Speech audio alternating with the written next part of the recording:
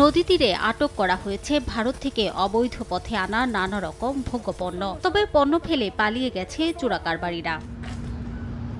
ঈদ উল ফিতরের আগে সুনামগঞ্জের ৯১ কিলোমিটার দীর্ঘ সীমান্তে বেড়েছে চোরাকারবার। শুল্ক ফাঁকি দিয়ে অবৈধভাবে ভারত থেকে দেশে আসছে কাপড়, প্রসাধনী, কয়লা সহ নানা পণ্য। তবে আগের চেয়ে নিরাপত্তা ব্যবস্থা উন্নত হওয়ায় ধরা পড়ছে বেশিরভাগ চালান। সীমান্তের চিহ্নিত পয়েন্টগুলোতে বিজিবির সঙ্গে সতর্ক স্থানীয়রাও। কাপড় সাপড় নামে ঈদ উপলক্ষে তো কাপড় নামবো, কাপড় কসমেটিক এগুলো নামবো। প্রচুর পরিমাণ কষ্ট করতেছে, আর যখনই শুনে তারা মাল নামতেছে তারা অ্যাটাক করে ধরে ফেলতেছে। বিজিবির সাথে অন্য বাহিনীরাও তার সাথে একটু জোর দিলে আমাদের মনে হয় যেটা ভালো হবে। বাসের মাধ্যমে এক দেশ থেকে অন্য দেশে পণ্য আনা নেয়া করা হয়। দারিদ্র্যের কারণে সীমান্তবর্তী অনেকেই এটিকে পেশা হিসেবে বেছে নিয়েছেন। মালটা নামাইছি বেড়ার উঠে বাঁশ বান্ধা মনে করি হেন্দা গারোরা মাল লাগাইছে পাশে মাথা, আর আমরা ২-৩ জন যাত্রা দিছি।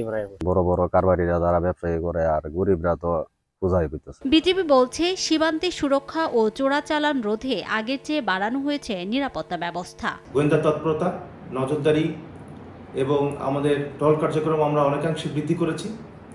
ইতিমধ্যে আমাদের বড় দুটি সিজার সাফল্য এসেছে, যার আনুমানিক মূল্য ৩.৫ কোটি টাকা। আমরা সার্বক্ষণিক টহল কার্যক্রম পরিচালনা করে আসছি। তো আমরা আশাবাদী ঈদকে ঘিরে এই চোরাচালান দমন সম্ভব হবে। বিজিবির তথ্য মতে ২০২৪ সালে প্রায় ৩২ কোটি ২,৫০,০০০ টাকার চোরাই পণ্য আটক করা হয়। আর চলতি বছর এখন পর্যন্ত ১০ কোটি টাকার বেশি মূল্যে পণ্য জব্দ করা হয়েছে। সময় সংবাদ, সুনামগঞ্জ।